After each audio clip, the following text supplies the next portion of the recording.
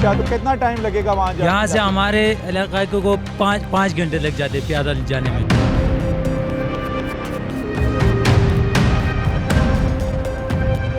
अभी भी FWO की कुछ मशीनरी यहाँ पर लगी हुई है जो दरिया के किनारे काम कर रही है। डॉक्टर हैदर खान साहब ने हमें ये जो बिजली के पोल हैं वो हमें भेज दिए अपनी टीम के साथ। जिनके घर बह गए तो दोबारा बनाने की इसलिए पोजीशन में नहीं है कि इधर इसके अलावा ज़मीन नहीं है, और ये जो हम खड़े हैं इधर घर थे। ये आप मिसमार और तबाही देख सकते हैं। दरिया के किनारे होटल्स थे और तकरीबन 50 के करीब होटल्स यहाँ पर पार्शली भी डैमेज हुए हैं और कुछ होटल्स यहाँ पर कम्प्लीटली भी डैमेज हुए हैं। ये आप देख सकते हैं पहाड़, यानी पानी का जो रेला था उसका प्रेशर इतना ज़्यादा था कि रोड के नज़दीक देखें ये पहाड़ पानी के रेले में बह के आए हैं। और जो एक नक्शा था बहरीन बाज़ार का और जो खूबसूरती थी वो तबाह हो बर्बाद हो चुकी है।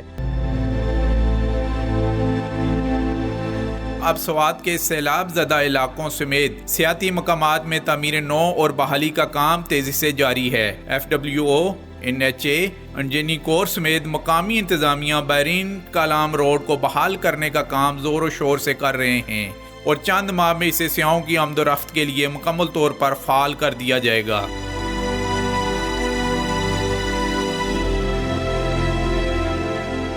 सबसे पहले हमें बताइएगा कि यहाँ रिलीफ के लिए ज़ाहिर है आपका तल्लुक PTI से है, मैंने भी यहाँ पर स्वात में PTI से हैं, क्या कुछ इक़दाम किए हैं, क्या उन्होंने इंस्ट्रक्शन जारी किए हैं? बहुत सारे काम अपनी मदद आपके तहत भी हो रही हैं। यहाँ के मुकामी लोग और हमारा MPA MNA दोनों हमारे साथ राबिते में हैं।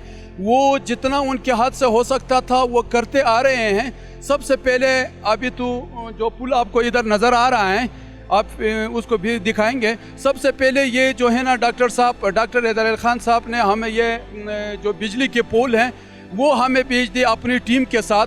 वो हमारे मुकामी लोगों ने तकरीबन 24 घंटे के अंदर वो लोगों को एक दूसरे के साथ बहाल करने के लिए, क्योंकि आधे लोग उधर फंसे हुए थे, आधे लोग इधर फंसे हुए थे। अभी तो हमारी इधर ठेकेदार और आर्मी लोगों ने ये जो आप देख रहे हैं काफ़ी काम किया है, मगर जो पहले जो सबसे पहले आपने यानी रास्ते को बहाल किया।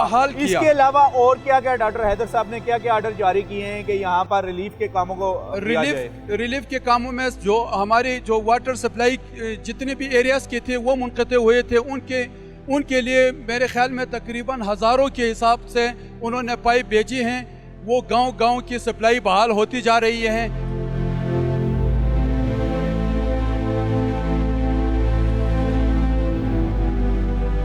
जी डॉक्टर साहब हमें बताइएगा कि क्या कुछ रिलीफ एक्टिविटीज़ के हवाले से यहाँ पर हुआ है, कितने कैंप मुनक़्क़िद किए गए हैं और टोटल जो फैमिलीज़ हैं यहाँ पर कैंपों में वो कितनी हैं? डॉक्टर हैदर अली ख़ान की हिदायत पे कालाम में सबसे पहले कैंप हमने किया था। हम हेलीकॉप्टर के ज़रिए चले गए थे उधर कालाम और वहाँ पे 400 लोगों को देखा था, पेशेंट्स को देखा था, और कुछ जो मेडिसिन रह गए थे वहाँ पे जो गवर्नमेंट हॉस्पिटल थी उसको डोनेट की थी। और उसके साथ साथ वहाँ पे 300 राशन भी जो है तकसीम किए थे। इसके बाद यहाँ की क्या सूरत है, यहाँ कितनी फैमिलीज कैंप्स में हैं और कितने फैमिलीज का आप चेकअप कर चुके हैं? यहाँ ये बहरीन में कल और आज जो थी ये हमारी कैंप थी तो इसमें तकरीबन 700 फैमिलीज जो है उसकी चेकअप हो चुकी है। 72 या 80 ऐसे घराने होंगे जो कम्प्लीटली वॉश आउट हो चुके हैं, सब हैस्ती से मिट चुके हैं।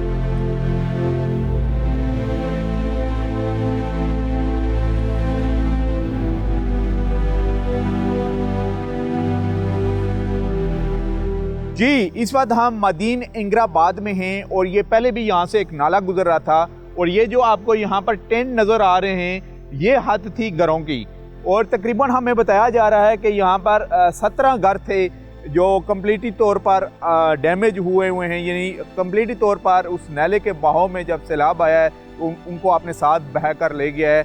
और टोटल जो इस पूरी वादी में दूर तक जो वादी नज़र आ रही है इसमें तकरीबन 80 मकानात थे और हमें यहाँ पर जो मकामी लोग हैं वो कह रहे हैं उसमें से जो 70 हैं वो जो पार्शली डैमेज हैं यहाँ पर, यानी पार्शली डैमेज भी हुए हैं। लेकिन वही बात हम कर रहे हैं कि जितनी अपर स्वात में नालों के करीब आबादियाँ थी वो बुरी तरीके से यहाँ पर मुतासर हुई हैं। सैलाबी नाले ने जब दरिया की शक्ल इख्तियार की है तो बहुत बड़े पैमाने पर यहाँ पर भी तबाही हुई है।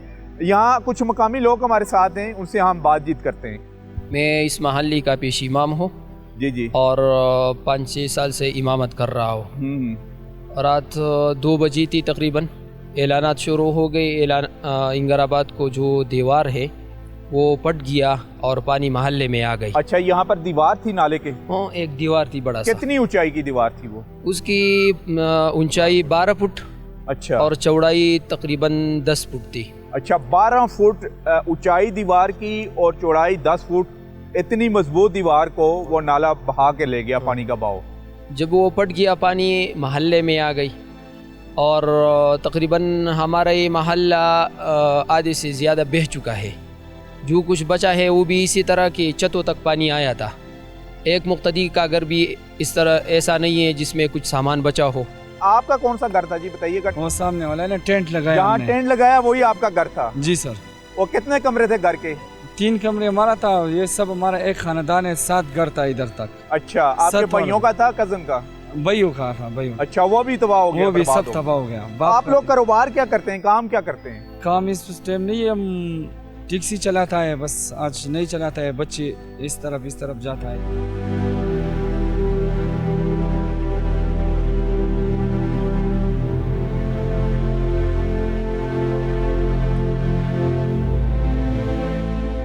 खैबर पख्तूनख्वा पुरसवाद में हालिया सैलाब में बुरी तरह से मुतासर हुआ, जबकि स्वात की वादी सखरा, लाल खू के मुख्तलिफ इलाके और गबीन जब्बा के सियाती मकाम समेत कई मरकजी शहरों और बेशुमार होटल भी सैलाब से बुरी तरह मुतासर हुए।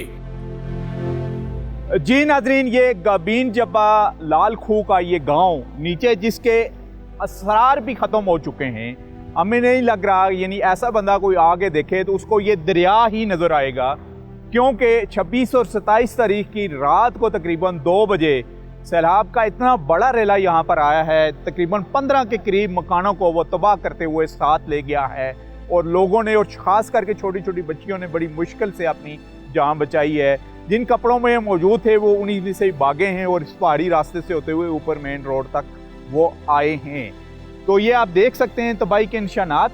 और हम आपको बताएं कि कुछ फैमिलीज़ ने हमें यहाँ पर बताया भी है, उनसे बातचीत भी करेंगे जिनके मकान तबाह हुए हैं, कि कुछ भी वो साथ लेके नहीं आए। यानी कुछ फैमिली ऐसे थे जिनके ज़ेवरात थे, जिनके डेली रूटीन्स के सामान था, जिनका और किस्म का सामान, मसलन किसी का जहेज़ होगा, ज़ाहिर है शादियाँ हुई होंगी नई नई, यानी सब कुछ मलिया मेट हो चुका है।